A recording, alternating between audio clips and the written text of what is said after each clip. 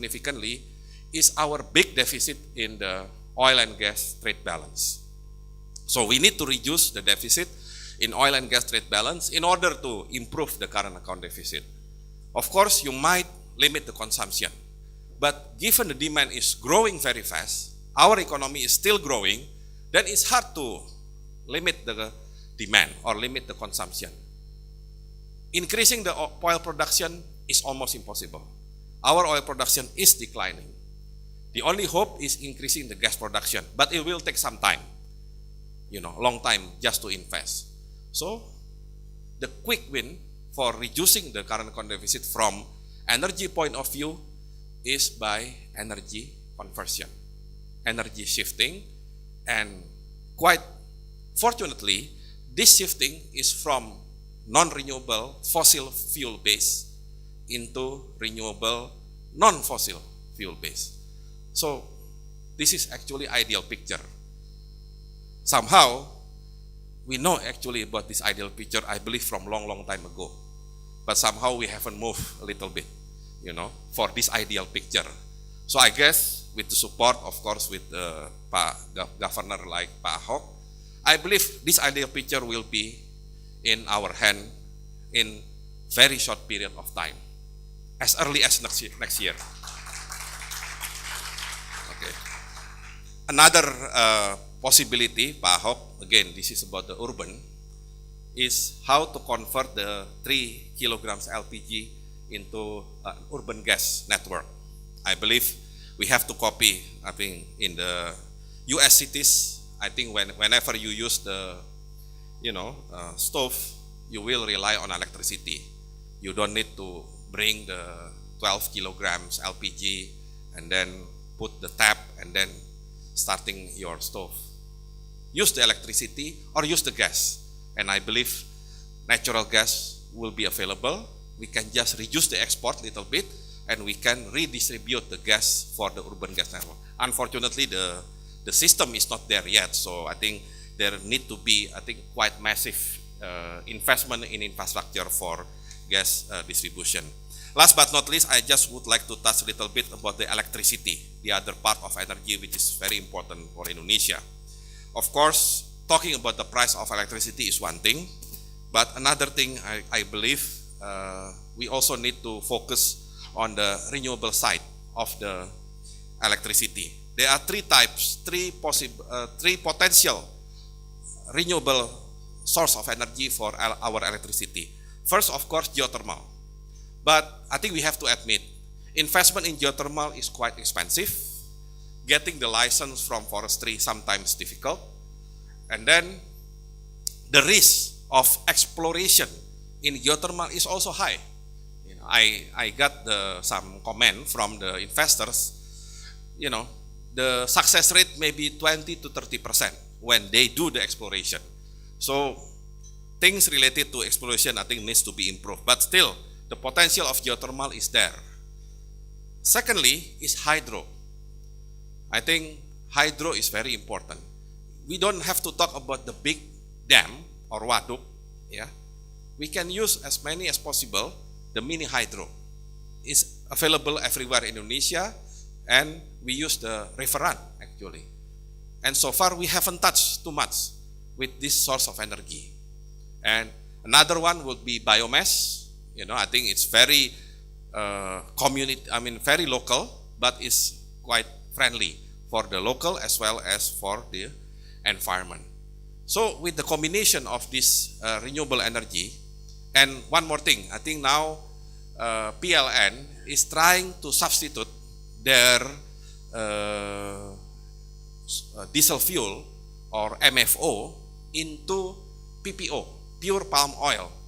So basically they just substitute the diesel fuel, which is fossil based, into pure palm oil, which is certainly is more renewable. And that would be another alternative for the so-called sustainable energy policy that is both fiscally sustainable as well as environmentally sustainable.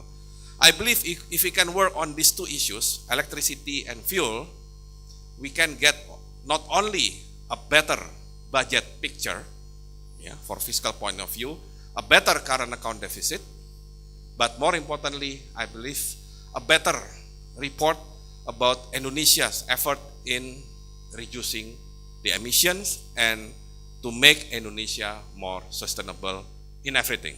Thank you very much. We have no time for Q&A as they have to rush, but one question. I'm not really sure who's my boss here. See, if I open the floor, it's gonna be. But I'm afraid I'm getting really bad looks from over there about time, and I know that they have to rush and we have to get to the next session. But can we give another round of applause to our Governor and Minister of Finance as well? A real model and hopefully a bright light in our future for Indonesia, for Jakarta, for Indonesia, for governance, and of course for fiscal responsibility as well. As a token of appreciation, there's a souvenir from the organizers for Governor Ahok and Minister Bambang Brojonegoro. I'd like to invite Ibu Mari as SDSN leadership. The presentation of Pak Bambang will be available for by the committee, so if you can contact them.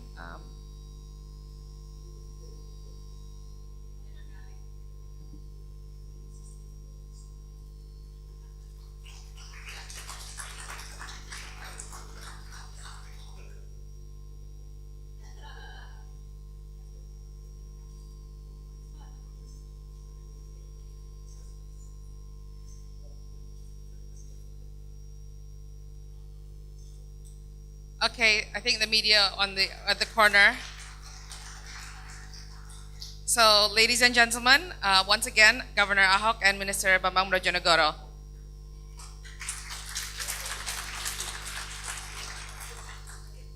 As they make their way, I'd like to now pass on the microphone to Pak Yatna, who will now lead the panel.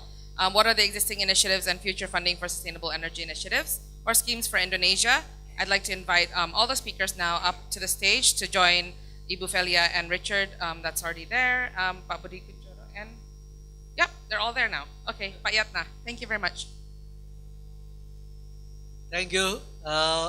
We just let 1 minute to have dignitary out of these rooms. Okay, so let's start. I think we have 4 speakers, and we have Pak Muksin Kadir from the World Bank, energy specialist. Richard Price, research director from the Australia-Indonesia Center. Ibu Felia Salim, the Vice President Director of the Bank Negara Indonesia, also SDSN Regional Council, and also Pak Budi Kunchoro from the Green Prosperity Director of Millennium. So we would like to call Bu Felia first for 5 to 7 minutes.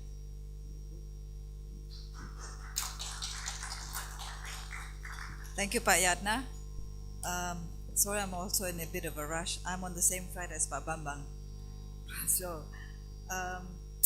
it was a great presentation from Pak Ahok and Pak Bambang because it gives us as a bank insight into what should be our priority. But let me give you what BNI's role as a state-owned bank can do in this sustainability energy efficiency. Ya. Langsung aja. Yeah, as you know here, I think we all know that the oil production has been lagging behind, and our oil consumption has increased significantly. So Pak Bambang was laying down the plan how to improve the situation. If we are to grow 5 and aiming to grow 7% over the next 3-4 years, as President Jokowi has mentioned, or Pak Sofyan Jalil has indicated that we can grow 7% in the next 3 to 4 years, provided we solve this solution. Next. But let's take a look at the energy mix, the sources of energy, because these are the industries that we finance, the resource-based industries. Of course, coal, as you know, is still going to be a major factor, a major source of energy. Now, gas, of course, is also increasing. Geothermal, hopefully, will take over someday. As you know, we have, Bank Negara Indonesia, we have basically tried all these resources, financing these. But of course, as you know, geothermal investment is very high compared to some of the existing ones. So it seems that we got this 2022 plan from the Minister of ESDM. I don't know if there's going to be a revision, but basically indicating that coal is here to stay. But how do we manage this going forward? Next. Okay. As a bank, we are guided by certain rules and regulations. The banking industry, of course, is perhaps one of the most highly regulated.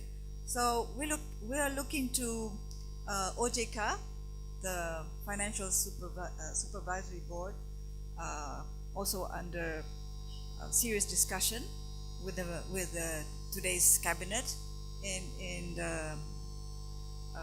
perhaps encouraging the industries to be more sustainable.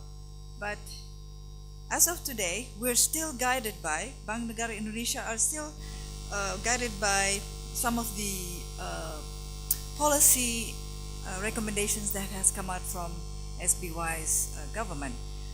The target to reduce emission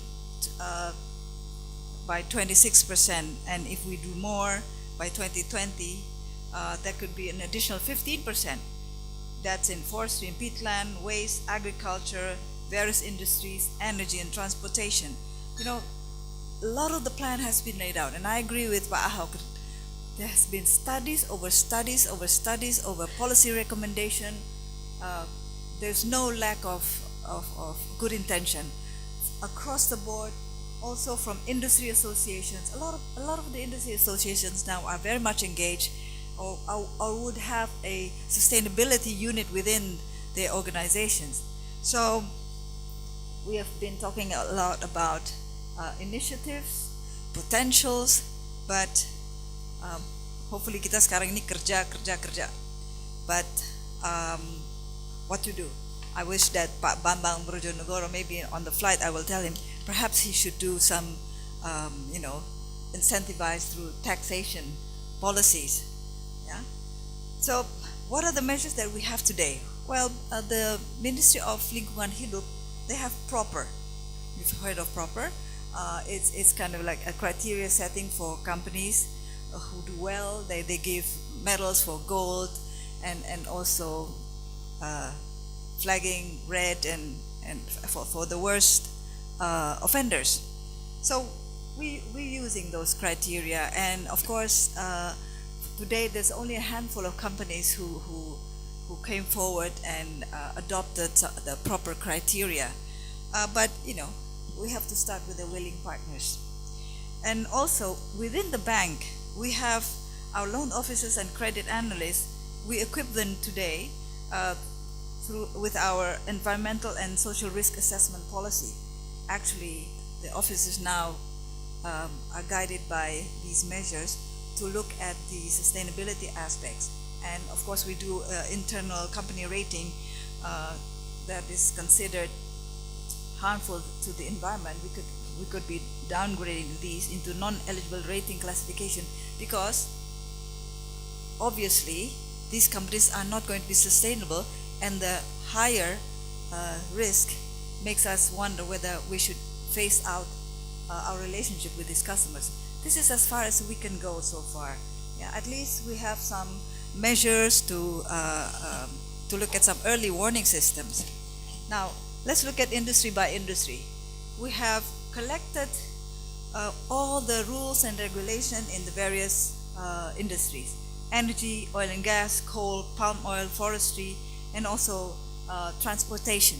because these are the largest emitters of greenhouse gases. So I wonder if only all of the players were to abide by these regulations, to really seriously implement these, perhaps we can achieve a reduction by 26% in 2020. But the challenge is always one of execution. Okay? So we are not the specialists. As a banker, we do look at these measures, what's out there in the industries, and we hope to work more closely with the Ministry of Finance to look at where we can incentivize, because banks, we are commercial basis, and our customer base are requesting higher interest for their deposits.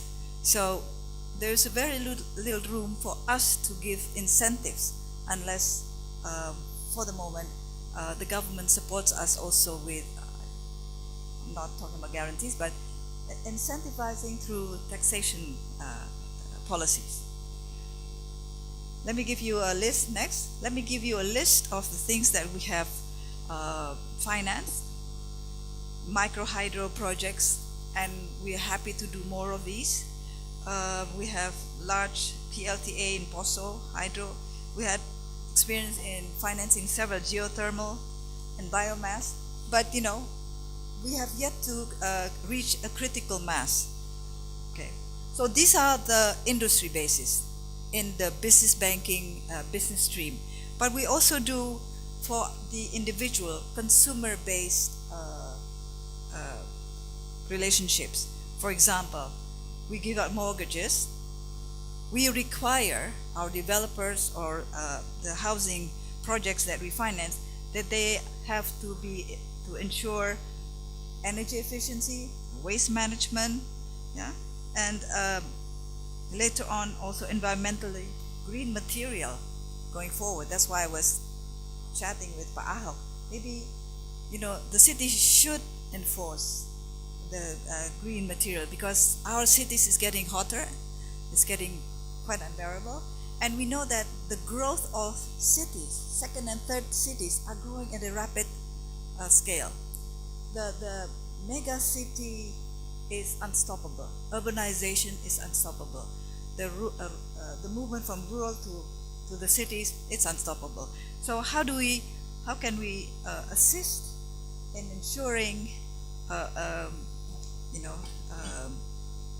greener cities? Greener cities means it's good for business. Yeah? Efficiency of transportation, it's good for business. The mobility is good for business. So that's why, as a state-owned bank, we do look after these things. We do look at the major national policy framework and how can we help implement them at a small scale, but hopefully the banking as a strong intermediary perhaps can help push this forward. Of course, we have a lot of initiatives with the card business, etc., etc. So these are both the business banking stream and the consumer stream. But we also have another stream, very quickly, that we have our corporate community responsibility framework, is how we help the bottom of the pyramid to be part of the value chain and eventually move up the economic ladder. Yeah? But then we introduce sustainability measures. We train our bankers to understand sustainability. We have a division dedicated for that, and we have tried to mainstream some of these policies. But of course, we're not forest rangers. We don't know whether somebody's not doing the proper thing. So we always like to work together with communities who actually know how to do community forest policing, if you like. But it has to be a concerted effort. It cannot be just us banks doing this. So these are small but impactful, and we hope to do this in all the regions. Yeah. And next, this is the whole Kampung BNI project that we do, which is the whole value chain approach with sustainability measures. But we also have another wonderful project that can be introduced in the cities This is the Banda Aceh. We assisted in rebuilding a sizable plot of land to become a city forest, hutan kota. And Pak Jokowi, when he was mayor, he was already starting to do this, and I hope Pak Ahok can also be a champion for this, and state-owned companies are there to assist in also the greening of the Indonesian cities. Thank you. So we do touch all the grounds, from the business banking, the productive sector, the consumer sector, as well as perhaps the marginalized communities to move up the value chain ladder. Thank you.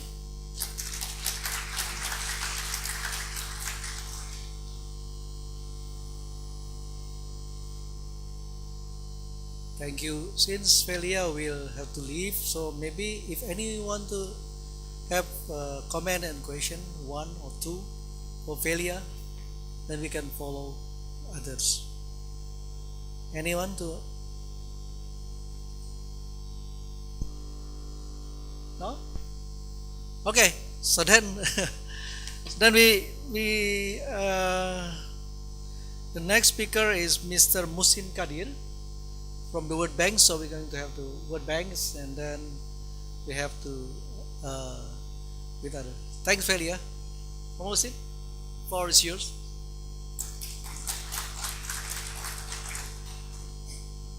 Terima kasih Bapak Moderator, Bapak Ibu sekalian, distinguished participants, good afternoon. Assalamualaikum warahmatullahi wabarakatuh. It is a pleasure and honor for me to represent the World Bank to present our energy program in Indonesia. As we understand that Indonesia is one of a key client that we also really honor to be part of partnership solution to support the development in Indonesia. So today I will present the World Bank Indonesia engagement energy sector for energy sustainability.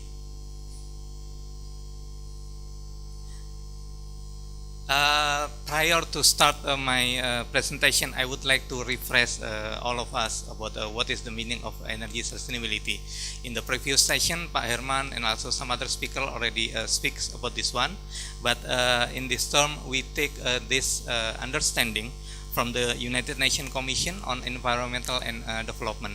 So what we are understanding of energy sustainability is access to adequate and reliable supplies of environmentally and social acceptable forms of energy in the competitive price.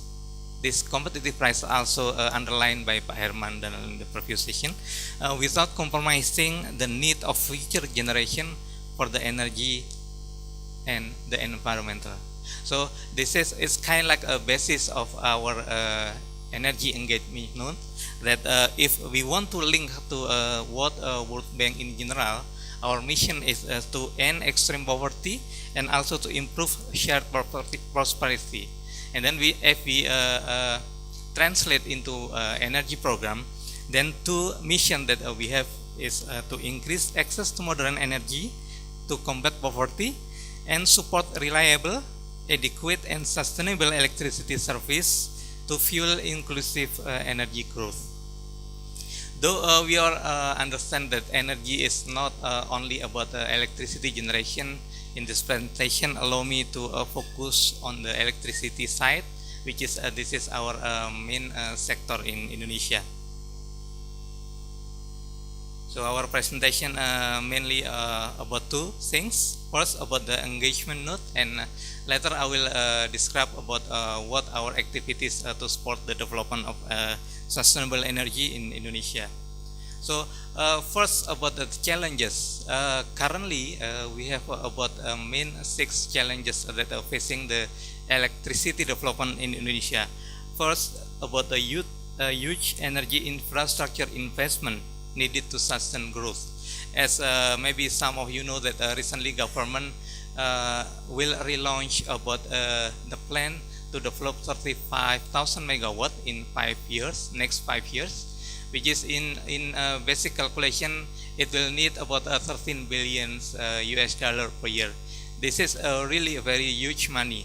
If we compare to the previous historical data that between 2009 until 2013, the actual capital expenditure for the power generation is about only 4 to 5 billion.